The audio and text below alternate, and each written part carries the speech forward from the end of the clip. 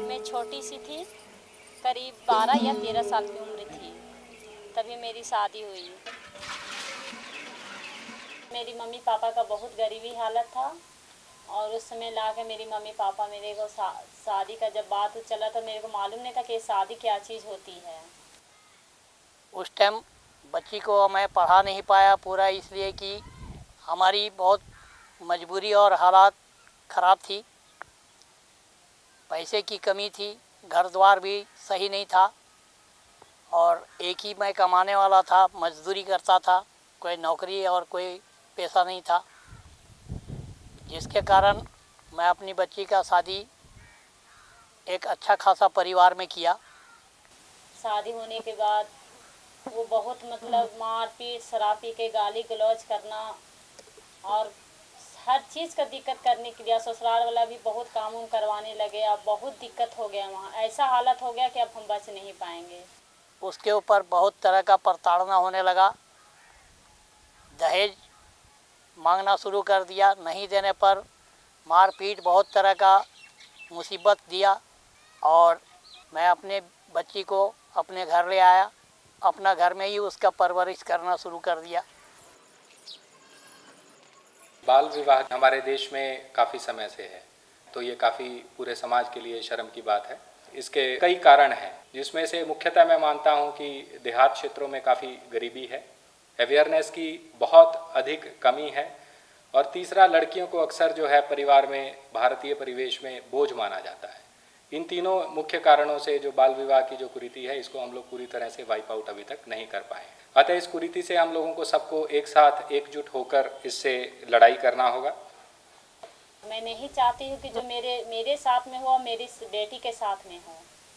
मेरी बेटी जितना दूर तक पढ़ सकते मैं उसको पढ़ाऊँगी, अच्छा शिक्षा दूँगी और मैं समाज वालों से निमंत्रण करती हूँ कि जो मेरे साथ में हो अपने बेटी के लोग के साथ में नहीं होने दे। वो लोग को पढ़ाएं लिखाएं, अपनी पैर में खड़ा होने दे, उसके बाद शादी ब्याह करें। मेरा साढ़ू का एक लड़की है जिसको भी मतलब कम उम्र में ही शादी करने का व्यवस्था किया था लोग, उसको मैं रोक दिया। उसको मैं बोला कि इसको पढ़ाओ, जितना पढ़ सके उतना पढ़ाओ और कुछ भी मत इसके पीछे खर्च करो, पढ़ाई में ही जो करो करो। मैं जो गलती किया और किसी को अपने आँखों के सामने होने नहीं दूंगा। मैं इस रास्ता को चुन लिया और जहाँ भी मैं देखता हूँ, आज भी किसी के यहाँ भी इस तरह का घटना होते उसको मैं रोक देता हूँ कि ऐसा मत करो, अगर करोगे तो देख लो मेरी बेटी के साथ आज क्या हुआ है, वही घटना कल तुम्हारे साथ होगा।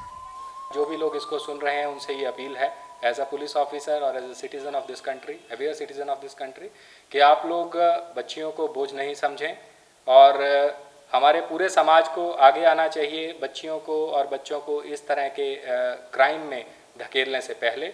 और जो भी इस पूरी मुहिम में पुलिस की तरफ से या हज़ारीबाग पुलिस की तरफ से आपकी पूरी टीम को मदद चाहिए होगी या सामाजिक परिवेश में किसी को भी मदद चाहिए होगी, हम लोग हर समय पूरा जोर से इसमें मुहिम में पार्टिसिपेट करने के लिए और सहयोग देने के लिए तत्पर है।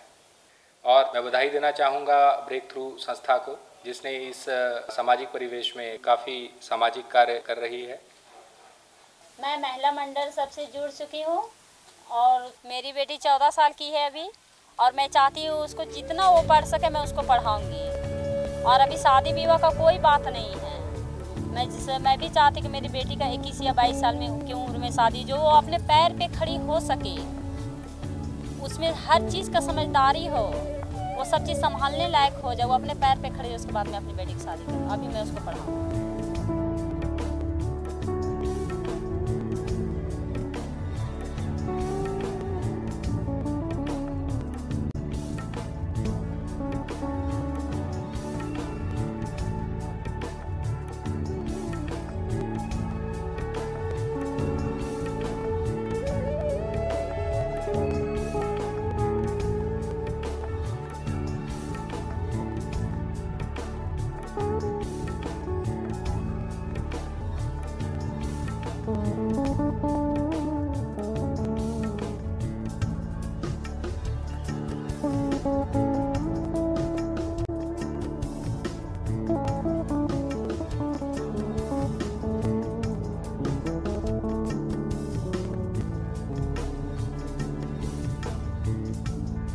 है।